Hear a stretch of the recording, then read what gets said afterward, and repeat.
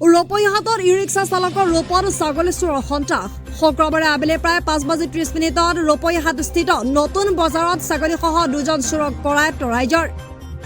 নিজৰ ই-ৰিক্সাত ছাগলী লৈ গৈ থকা অৱস্থাতেই ৰূপহীহাটৰ নতুন বজাৰত দুই ছাগলী চোৰক হাতে লোতে ধৰাৰ লগতে জব্দ কৰে এখন ই-ৰিক্সা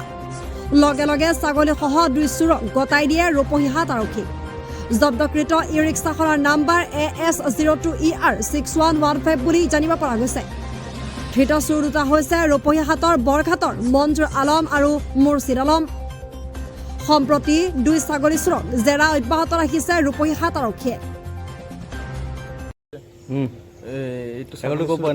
নতুন বজাৰৰ পৰা পাইছে ৰাইজে ধৰিছে আমি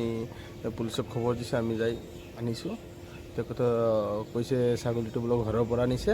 ৰাইজে ধৰি পেলাই কৈছে চোৰ ছাগল সেইটো হয় তেখেতৰ পৰা ষ্টেটমেণ্ট লৈছোঁ আমি তেনেকৈ ইমান হেৰি কৰা নাই এইটো ছাগলী হয় আপোনাৰ তাত